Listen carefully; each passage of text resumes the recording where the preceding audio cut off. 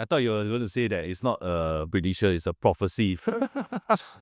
Cannot go lah. The big number is, all right, it's going to be shocking to you.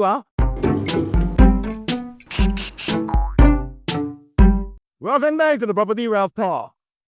Today, we are going to dive into a big question, okay? Is Singapore future property landscape sustainable, okay? Or are we headed to a price level, right, that buyers, right, cannot keep up with?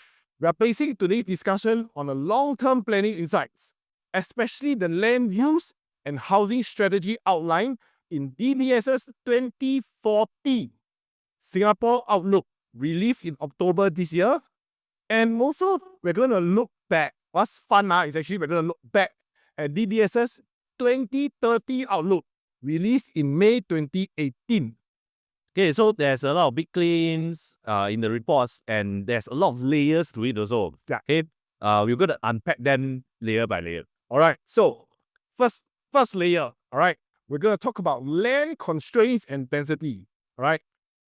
Everyone in Singapore knows, all right, our land is very, very limited. So the 2040 Outlook literally says we are reaching higher density levels and we need to do more with less. True, okay, but I think that sometimes we exaggerate the land scarcity story a little too much. Okay? Because the government still has a lot of tools in hand. Okay? Reclaim land, free up the military lands, okay? Shifting utilities underground, and then increasing plot ratio. So instead of like 40 story, you build 60 story. Yeah, but then 20 stories underground. Right? But don't forget, even with these strategies, right, we cannot avoid the absolute core reality. Housing also competes with transport, industrial use, green spaces, and everything else. And because of that, property supply to ramp up isn't done easily. Yeah, I agree with you, but halfway. Okay, so there is limited land. Okay, but Singapore planners are very, very long term. I don't think that we're going to run out of land. So, okay, but the real issue is actually the timing. Right? Then supply generally, as of now, lags behind demand already. Yeah, and that's where I agree with you wholeheartedly. The supply isn't zero, right? I mean, the government is in our previous video, they just say they could have cut supply so there is supply but it's just damn slow right? So I think one thing that if you look at it from a very macro perspective, right, Singaporeans tend to overlook this thing called household formation. If we look at the 2013 population white paper, everyone top back 2013, that's what 12 years ago. Yeah. Right? That paper actually emphasized shrinking household, right? So there's going to be more singles, and this is very true today, right? There's more smaller families, right? And this basically means last time 6 people, right, is one household. Yeah. Nowadays 6 people, the average is 3. It's become 2 households, and that requires 2 properties now. Right? So that basically increases the quantity of household that's being formed. This is where I disagree slightly. In just the segment of the market. Okay? Because more household is forming, yes. Okay, but not all of them forming in the private market. Okay? Yeah. A lot of singles, right, actually say parents or choose to go for the HDB singles. Yeah, that's true. But on the larger point, when you look at it from a more, again, macro level, right? Even if you are saying private and HDB, right? This total quantity will still drive pressure upwards. True. Agree. Okay, so smaller household means generally more homes needed. Okay, one way or another, either they go to HDB or they go to private. Yeah. Okay, so this is why the 2040 report, right, will highlight the densification. The density of household in the mixed use hubs. Okay, to accommodate more homes, right, without actually expanding any land use. All right. Okay. So let's talk about the next big thing, really big thing. Projection. For DBS say, they say lah, all right, going to increase by 2 to 3%, right? So if you project that forward, the big number is, all right, it's going to be shocking to you. DBS 2040 projection that new private homes in Singapore average could reach 4,000 PSF. That means 1,000 square foot home will cost $4 million. $4 million. All right. This one, okay, I think when people see the headline and go, impossible Singapore, where got 4,000 PSF for mass market? But honestly, if you look at the data trail, it's actually not that far-fetched. That's exactly the point. So, I mean, today we look at it and we go shocked. Wow, 4,000 PSF, right? Wow, where cannot go lah. But this is where the DBS 2030 forecast, right? This was released in 2018. So that is 7 years ago only. 7 years ago, yeah. Right? This report comes very, very useful, right? DBS earlier projected that by 2030, new homes would hit about 2003 to 2009 PSF. They predicted this back in 2018, ladies and gentlemen. Right now, in 2025, many new launches in OCR and RCR are already pushing past 2002, and basically, these are actually nudging already, even hitting 2005. Okay, true. Let me just read out the numbers, the exact numbers. Okay. So Faber Residence, okay, is 2,160 PSF. Faber Residence, okay. Penrith is 2,800 PSF. Hey, where's Penrith? Penrith is at Ang Sua, Penrith. No lah, Penrith Queenstown. It's Queenstown lah. Queenstown lah. All right. Faber, where's Faber? Faber is at, it's really at Sua Ting. Faber is at Faber Crest. Is at Clementi is a very subset of Clementi. Yeah, it's quite far in lah. All right. It's quite far in. Okay. And Sky and Holland, 2,953. Okay, basically is pushing 3,000. 3,000 lah. Let's round it up like 3,000 PSF lah. So the 2030 projection, right, is less of a future.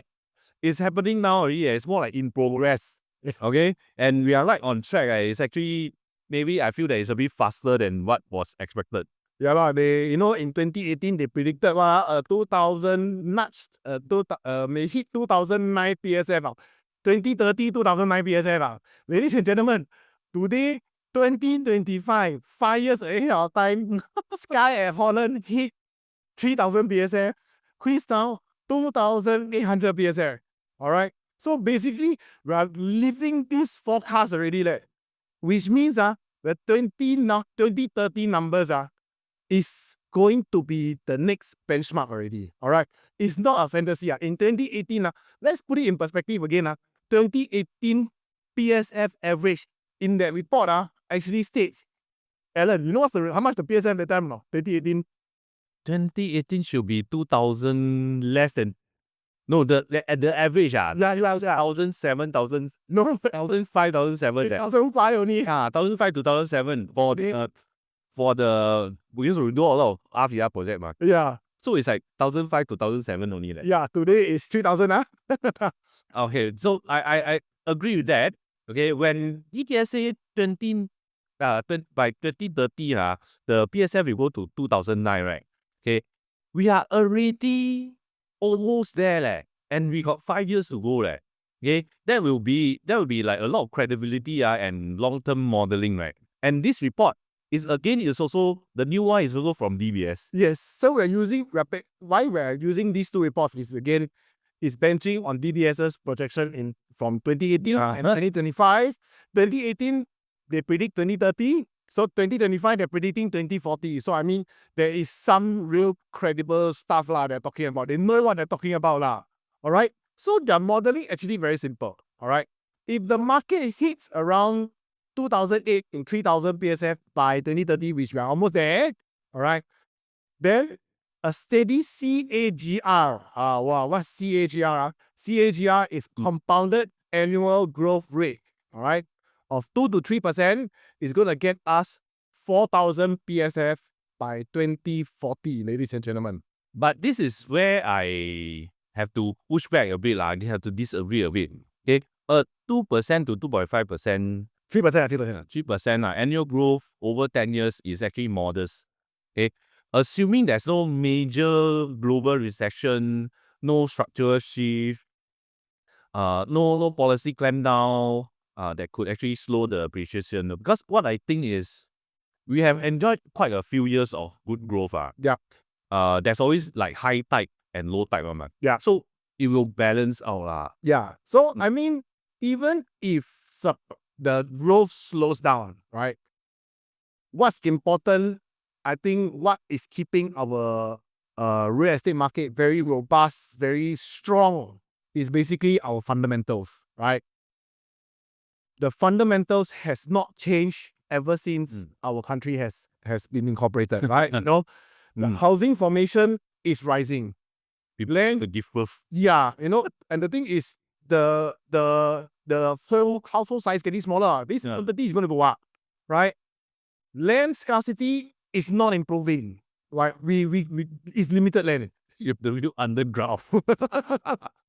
So we are also having, because of this Singapore's lower birth rate based on the 2013 white paper, we are continuously having to import people. So there is continuous migrant inflow. And the people who come in are people who are affluent, educated, and a lot of times high learning. Right. So not forgetting today, like your house there, near your place there, the upgrader demand today is extremely strong. Yeah. All right. Our construction cost is going up. All right. And most importantly, again, there is going to be limited government land supply, land release. And all these basically overall will keep our home prices up and up. Okay, I wouldn't disagree with the fundamentals. The fundamentals are all there. Okay, Singapore is always a prime market and a safe haven. Yeah. Okay. But I worry that people, when they hear 4,000 PSF by 2040, and then they will think like, confirm will happen. It's a guarantee that Singapore market will be there. Yeah, but the thing is, again, let's be upfront again. It's not a guarantee, all right? But based on logic and based on the current trajectory growth, this 4,000 PSF is going to be a very logical endpoint. So, okay, that one I can agree with. So if we hit 2009 by 2030, right, then 4,000 by 2040 is no longer that shocking. Okay, it's a continuum of the curve by itself.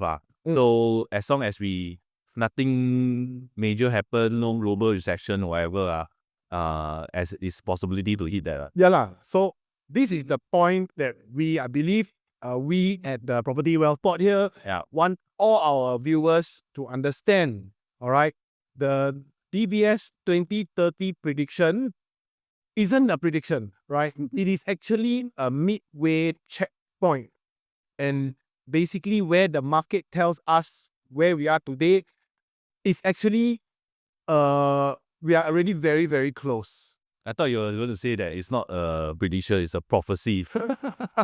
It's almost there lah. Actually, already almost there now. Okay. I mean, of course, fair lah. It's like, I think the government cooling measures, right, could slow us down, okay, but not stop. It's going to just slow us down. Yeah. Yeah, they can put whatever they want. We have seen it. We have been through so many cooling measures. It didn't slow us down. It's slow lah. It slowed us down, but it didn't stop the market from going up. Okay lah. I mean, I will argue with you a little bit. It stopped for 6 months. Maybe Or that's 3 months actually. It will stop. yeah. Cooling measure come out, it will stop. Then everybody will wait and see. Yeah. And what happens is after that, right? You don't move, I don't move first. Yeah.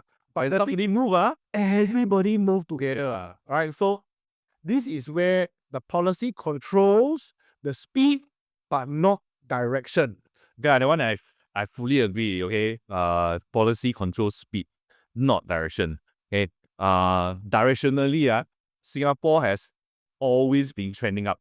Yeah, that's true. So Yeah, whether we hit 3,500 PSF or 4,000 PSF or beyond, all right, it really depends how the next 15 years will play out. And based on today's reality, DBS expectations, not crazy there. it's a prophecy. They have been right before. And the thing is, their prediction is quite accurate. Yeah. So that's why we're basing today's their future, right? I mean, they are DBS, right? They are in Singapore, they know all the market, right? So they project forward. It's quite accurate, as we can see so far. So they are not outrageous anymore. The price decision is not really outrageous anymore. It's just it's going to be uncomfortable for some buyers. Yeah. Yeah, some people cannot. Yeah, they cannot accept long. Yeah. But again, all right, we look back at 2018, right? 2018. Whenever I tell you prices, 3,000 PSF, I'll say you siao, you crazy. when Queenstown will hit 2009, 2009 for the the high end of the for 2009 PSF. Right? you will believe it. Yeah, nobody will believe. So I think what's important is a lot of people will feel uncomfortable today. All right, it's really uncomfortable, right? Wow, next time, The number feels very, very far-fetched. Yeah. For a lot of people. It's going to be very uncomfortable today, but in future, it's going to become very normal. All right, and that's how the real estate in Singapore works. All right, so the DBS report also states the units are getting smaller, right? So in 2018, they say the average size is going to go down to 840 square feet by 2030. So honestly, I'm okay with that. The size is there to stay. I mean, we can't go deny, right? Some other global cities, right? I go to Tokyo and stay their Airbnb. Oh my god. So small, their houses, their homes are so small. Yeah. So I mean, Singaporeans always like to compare with their parents' home, right? Smaller sizes equals higher PSF, and that's basically what affects affordability, right? So if we were to keep unit sizes similar, right? If today we take unit sizes in 2018, your home price today is no longer $1 million, $2 million anymore, right? Yeah. It's $3-4 million. And I think developers do that to keep the total quantum manageable. And especially now, I think the harmonization will help a bit. Correct. Though we see smaller numbers, but the usable ones are actually quite decent. Correct. Then of course, you pay the same amount, maybe you get a slightly smaller place. But you still can afford a 3-bedroom, say. Okay, 3-bedroom is still 3 bedrooms. Yeah. More efficient, Yeah.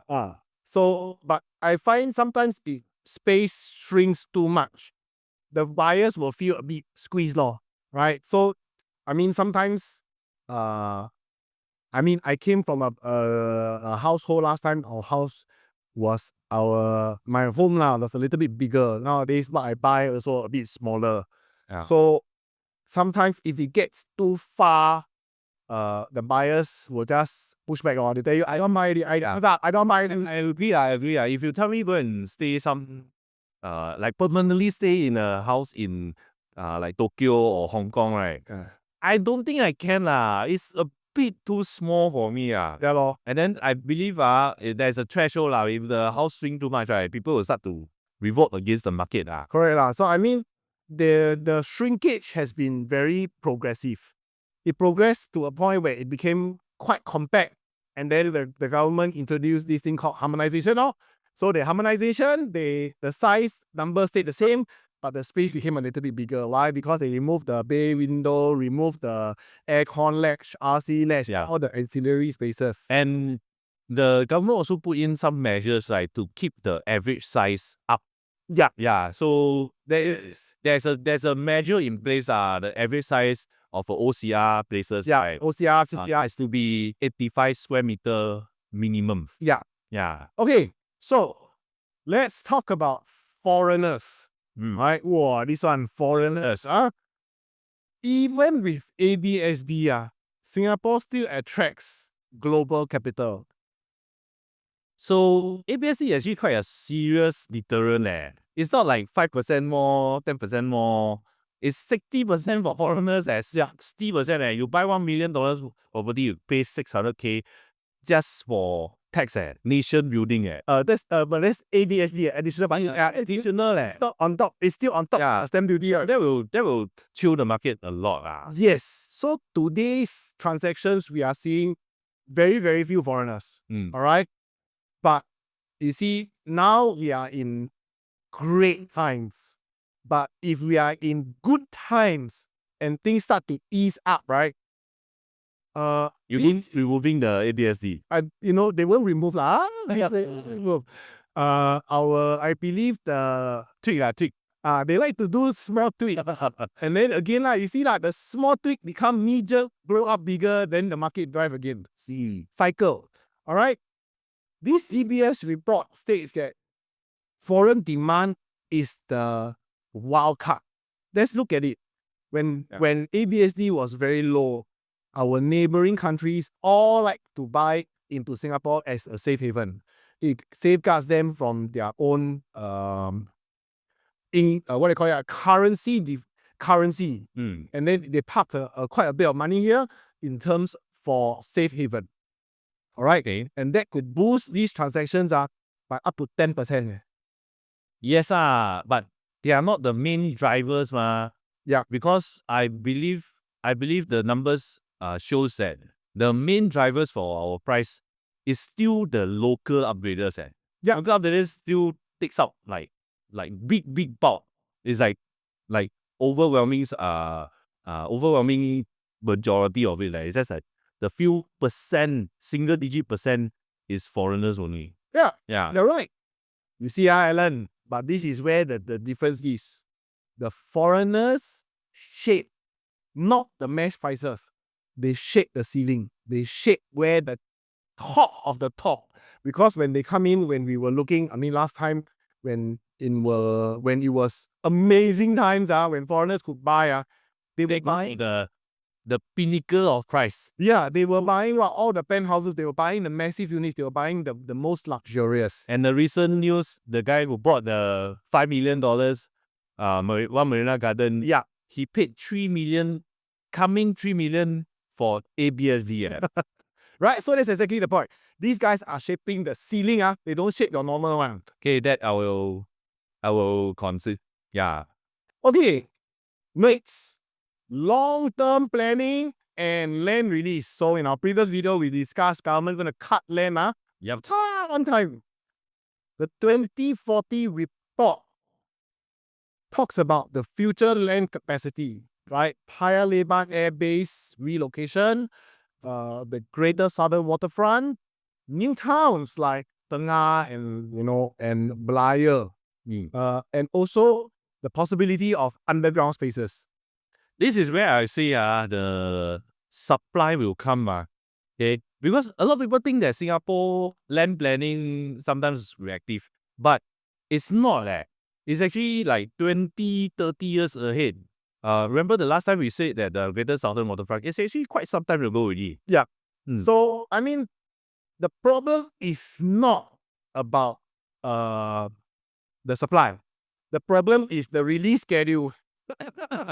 Even if the land is available, the supply is released very slowly and carefully, right? So this way they keep the price very stable. All right? The government doesn't want to bring your home price down. They want it to grow very, very steadily. True, this is also where I agree with you. Government land supply, right? or government land sales supply is determined by the market stability, lah. It's not by affordability, right? We have a history of the government rejecting the sales if the price goes down too much. Yeah. So exactly. So even with the land supply coming in, the price won't fall on. All right. So important, very important. We're gonna look at 2030 to 2040. Now we had the 2030, we are almost there already. Let's look at our projections, DBS's projection to 2040 at 4,000 PSF. All right. By 2030, Alan, 3,000 PSF mass market. Today mass market 2004, 2005. 2030 mass market 3,000 PSF. Is it possible? And by 2040, will we hit 4,000? So possible, yes, possible. Whether is it likely to happen or not? I think it's still 50-50 lah. Okay. I believe the government, right, will come in and moderate the price escalation, right, a little bit if it goes too far. Yeah. So, but I mean, in my opinion, DBS has already done what they have done. Right? They are more or less quite on track from 2018. If they know what they're doing, 2040, I believe they are going to be quite on target also lah. Right? Especially with the demand from increased household formation, immigration, and the upgraded wealth.